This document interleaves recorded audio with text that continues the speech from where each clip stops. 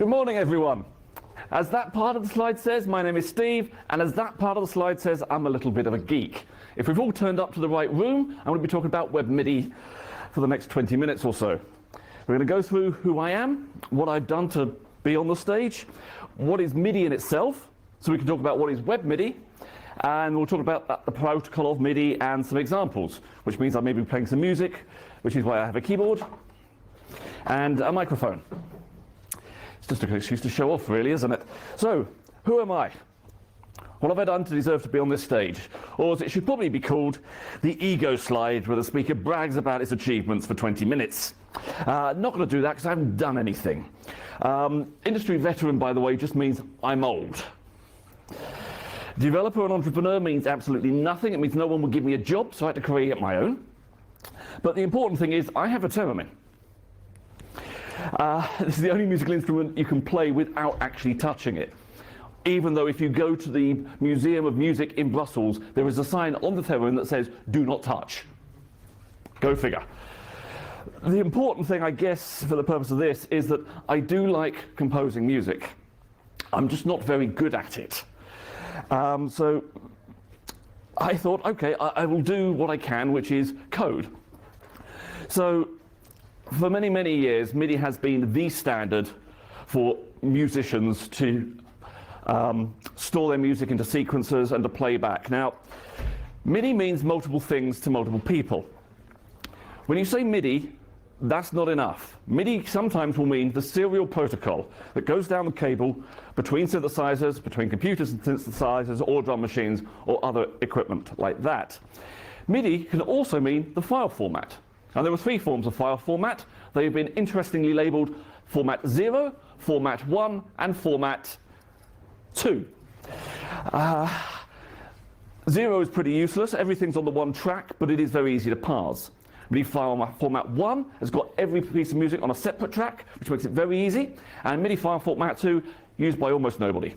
But you've got to know it exists. Some people mean that when they say MIDI. And MIDI is also the hardware specification. There is a chunk of the spec which says exactly how much current has to go through the cable, what sort of tolerances it has to be, how fast it's running, and all of that stuff we don't need to worry about. We're in the safety of the sandbox of a web browser, so we don't need to worry about any of them, which is lucky, because WebMIDI is an API for that protocol, and nothing else. All the bits that would be useful, that are necessary in a sequencer, are not available in WebMIDI. Thank you for coming to my TED Talk. Goodbye. There's just almost nothing in there. So if there's nothing in there, it will at least be easy to explain. Has anyone deciphered the message yet? That is a MIDI message. If I present it in hex, does that help? No? At least one person's nodding. Well, the first part of this message is the command. 144.99, and the second one is the channel. Now, a couple of things you can work out from this. Hex numbers, 4 bits long, from 0 to 15. That means there are only 16 channels. That's part of the spec. It's been there since the year dot. It's not going to change.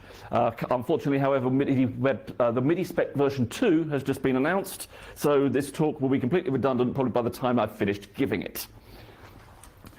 The first bit is the command, and again, you'll notice it's a single nibble in hex, which means there are only 16 possible commands. That's another caveat. So, 2 possible things. This command dictates these bytes.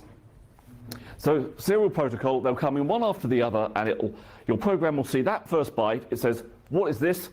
It's a note on message, at which point it understands that the following 2 bytes will be a note value and a volume.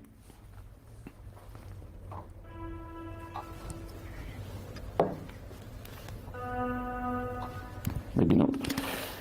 Never mind. So, the obligatory hello world. Apologies for the use of the word navigator in there, it's probably not really necessary. But this is the thing that will take in a message, parses it out, and says, well, we know note on is this 90, and we can track it out to the console. So to prove that works, Probably shouldn't say that and then do a live demo. I should do the live demo and then. So let me clear that. If you look onto the bottom window, one message for on, one message for off. Still only 3 bytes each time. 64 volume 1. Where's the time? Where's the timing information in that message? See, can anyone tell me where the time is gone? The time is in real life. All the time in WebMIDI is controlled by how much time you wait until you send the next message. There is no other way around it. So you are forced to rely on JavaScript giving you very precise timing in order to create very precise music. This is why I titled it Garlic Bread. Is anyone aware of the Peter Kay sketch? The stand-up he does where he goes, garlic? Bread? Because it's just incongruous. You have a MIDI protocol that is for music, that is real time, that needs to have very precise timings. And then you go and stick it in a web browser, which is sandbox and is not very good at precise timing, which makes it a little bit painful at times if you're trying to do anything live. So let's continue with that. So if it's a serial protocol, there is one problem with handling it. How do you know if you're in the middle of a message or not? We've established this is the note on command. This is the note on message. Well, what happens if the first byte we read is 60? What command is that? What's it suddenly going to start doing at that point? What if we come in here? What about 100? Well, the clue is by writing it down in binary. So if this most significant bit is 1, it means this is a command. Something is happening now, you should be paying attention. And if the most significant bit is 0, it means this is the data for a previous command. Very simple to parse. It's one operation, ampersand 0x80. But I just said there are 16 possibilities for this number. If we're using the most significant bit, then actually we only have 8 possible commands. And that's it. The entire specification is just 8 commands. And that's these ones. So note off is the most important one because it's the first one. No idea why. Note on is the second one. Although you will find, and this is where it gets fun, that 100, if the first byte is the command, the second 2 bytes are the data bytes. Now, you can have any number of data bytes you like. They're controlled by the command. This is the volume. Some keyboard manufacturers have decided that if you put 0 as the volume on a note on message, that means note off. Because obviously it's logical, right? So you've got note on and note off, the key pressure, just for hitting it harder essentially, parameters and programs for changing the sound, because although there are no sounds in the MIDI spec and there are no sounds in the MIDI files, there is still the indication that there would be a sound. So you say, I'm just telling you the note. I'm saying this note goes on, this note goes off. I'm not telling you any more about it, but I will tell you I would like the synthesizer to play a piano or a string sound. It doesn't tell you what the string sound is or how the string sound is formed, just something in the general area of strings. Changing the pressure, more aftertouch thing. The pitch wheel, obviously, this expensive keyboard does not have pitch wheel, but if you do, then there is a special message for it. And then there's the meta events for everything else. It's like they started designing the keyboard and they thought, yeah, we need notes on. We need the ability to change the program. We need the pitch wheel. Oh dear, we've run out. So everything else is lumbered in this bottom stage. And there are just hundreds of these meta events, system exclusive messages that send patches. It's just full of them. This one, I know it's .h file because this list comes from my original C version of this library, and it just lists them all in there. So what is missing? What we're missing in WebMIDI? Well, we've established the timing message is missing. That is just something you have to time yourself. When you deal with MIDI files, and I'll show you some bits later, you have to specify that time. So you have to count the time yourself. So you say, this note comes on, then this note comes on, and there is half a second between it. You then write that in. The duration, again, if you don't have timing messages, you can't have duration. So you have to handle that yourself. Think about how long each of these notes are going to be. Chords.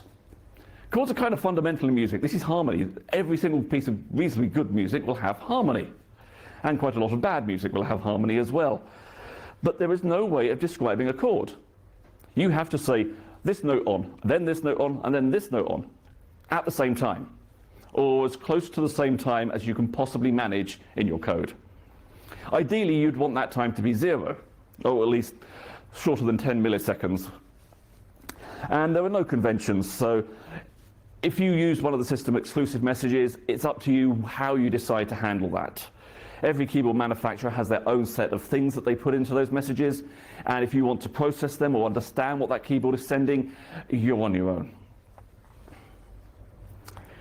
So we've got that the protocol is a stream of messages, and I was going to give some examples, but I will have to go out of here for that. So let me shut that down. This is the one that I've been fiddling with for the time. Let's see if I can. Is it this one? Okay, I'm going to put this up as loud as I can and then flip this on. Probably not.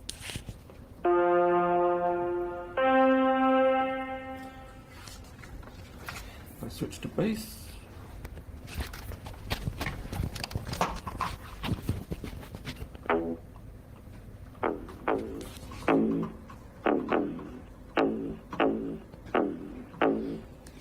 Now you can tell that there is a little bit of a latency on me pressing the keys and hearing the notes, which is unfortunate.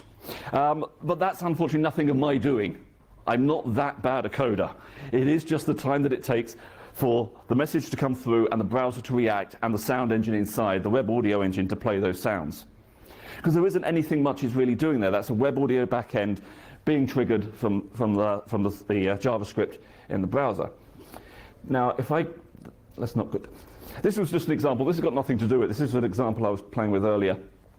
I was curious about waveforms and how waveforms are created. So I built this web audio thing to create waves using different harmonics. I just needed time to hook it up to the setup today. But if I show you another one, like this soundboard, for example.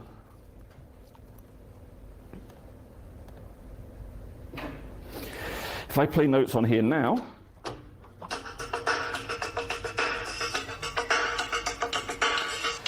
I didn't get the looping quite right on it, but all I've done here is I've listened for the note down message, and when I get that note on message, I trigger the sample loop. I don't do anything else. When the note up comes, I don't stop it. When the second note down comes, I stop it. That's logic, that's one variable, that's one check.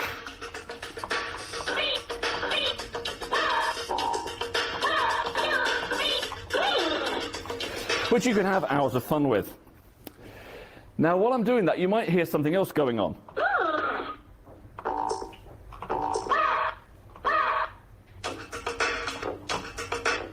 There's a bass sound going on underneath each of those samples. That bass sound. The bass sound from that window. When you open WebMIDI and you say, I would like to do some WebMIDI, please, Mr. Web Browser, and the web browser goes, sure, which would you like? And it will allow you to enumerate every MIDI device plugged into your machine, which is great. It means if you've got multiple keyboards, you can have one keyboard doing this thing and one keyboard doing that thing. Works brilliantly. Unfortunately, it works brilliantly for everyone else as well. So if you happen to have two apps that are running in different browsers, it means you can see the other person's traffic. And I say this because I'm using WebMIDI for music stuff mostly, well, as much as you can call that music. It's just a loop. But because I'm using it for music, I think very much in the music sense, but these things are cheap, right? It's a tenner of anyone's money. There is no reason why you can't take that apart, use the switches and hook them up to something else. You might like to do a game controller, which is more accessible than traditional gamepads. That would make a very cheap and easy, accessible gamepad controller. And it's controllable through the web browser with WebMIDI.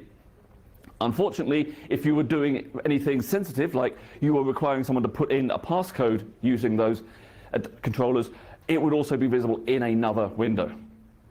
And currently, as it stands, there is nothing to stop you. It will be visible in every window and you can't stop. You can't say, oh, I want this for myself. That controller is available to everyone. And you can start that up on your web page without a click, without the user having to perform things. If you've done any kind of web audio things in the browser, you'll have probably noticed that it doesn't work until the user has actually clicked on something. It requires the user to interact with the page before it gives you control of the web audio device. Not the same for WebMIDI. You can just look at that traffic at any time. Another example we had, which is probably the most interesting one, I suppose, is that one, I think.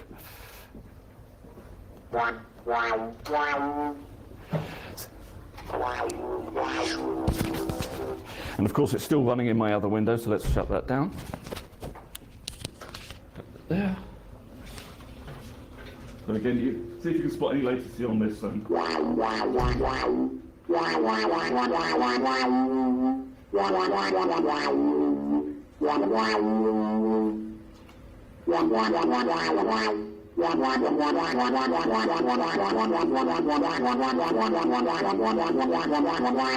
Which is about the closest I'm going to get. So I'll leave that there. I'll quit while I'm ahead. Put that back on.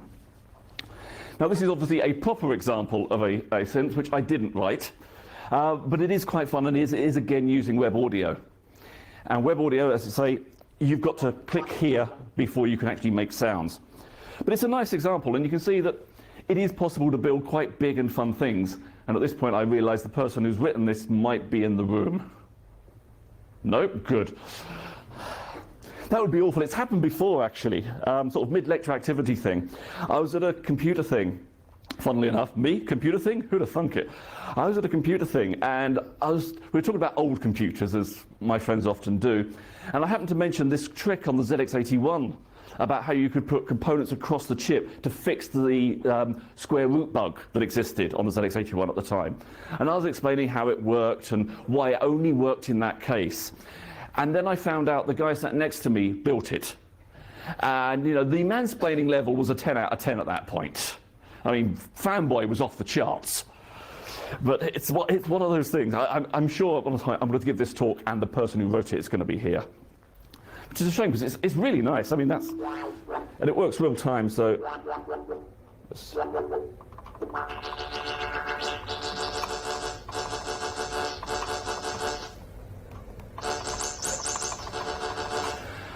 I remember back in the 90s, you could make a whole album with just that.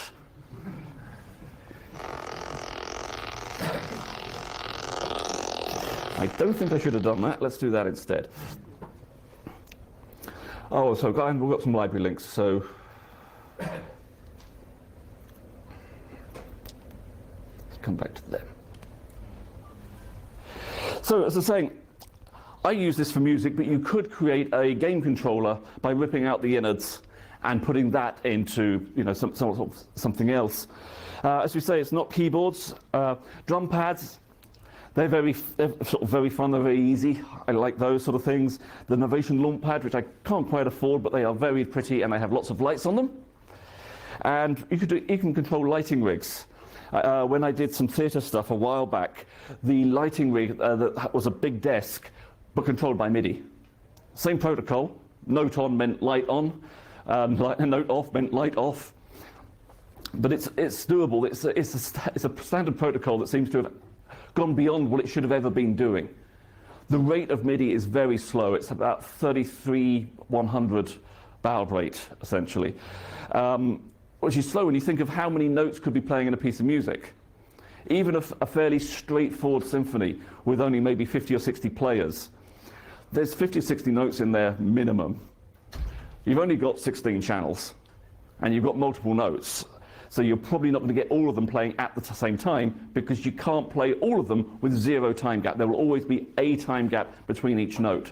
So it'll never be quite right. This is the slide you might want to take pictures of if you want to go and play with that synthy thing later. Also, there is no file handling. Oh, sorry, did I go? There we go. For those that want to take the picture.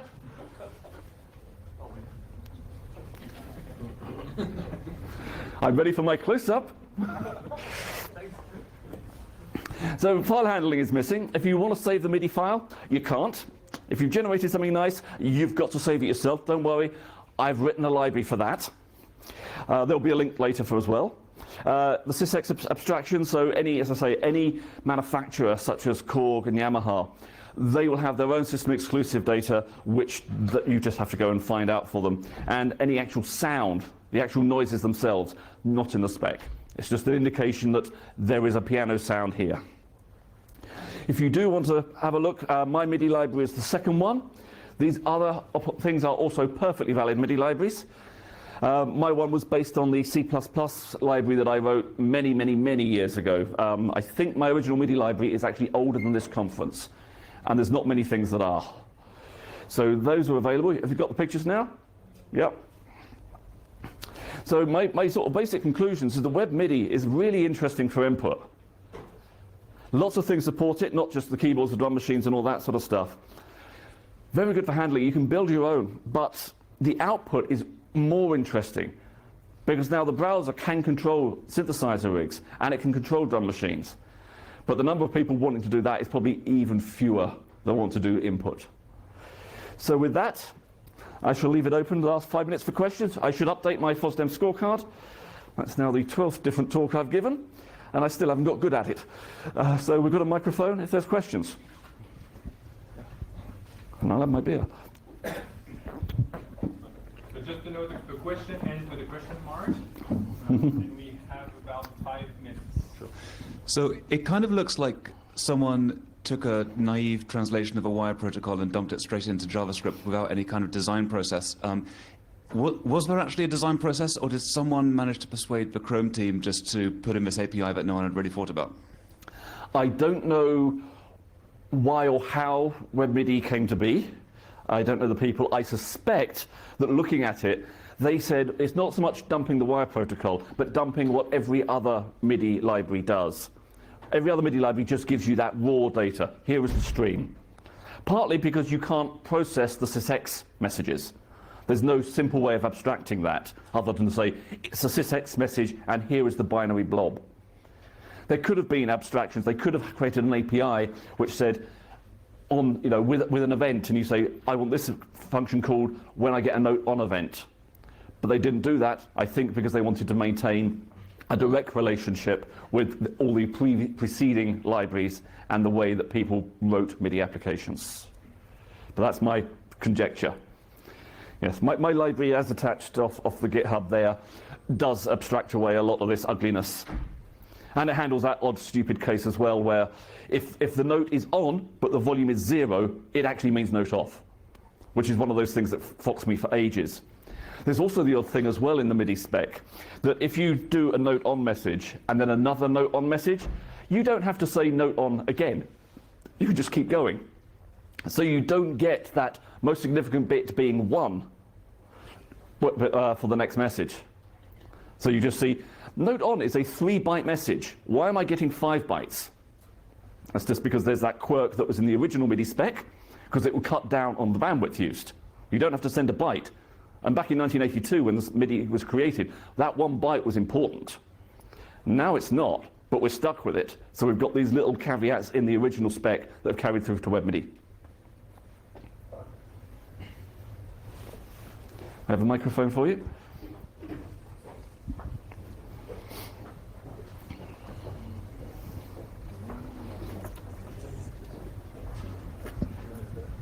So how stable is the WebMIDI stuff? Could it be used for editor librarians for older synthesizers? Like I have some old stuff that I need to use an Atari emulator to actually edit stuff on. Could WebMIDI be used to reliably do that? Do you think? Is it stable enough? So is WebMIDI stable enough to use as a librarian tool and so forth? It is stable enough. WebMIDI as a spec isn't going to be changing. The API is not going to be changing. There will be upgrades for Web 2.0, which is coming through the pipeline now. But it's more a case of, do you want to spend that amount of time writing a librarian tool when there might be better ways of doing it? It would probably be good for you. It would be good for me some of the time. but because it's coming quite late into the game, I'm concerned that it might only be used for fun projects like this, rather than serious projects that have already got librarian tools and other system tools. But I'd like to see it more done more. Ooh. I know, as soon as someone puts a VR headset down, I know that interest is going there and not here. No, you still have 2 minutes of interest. Okay, so can we muster 2 minutes of interest? No, no.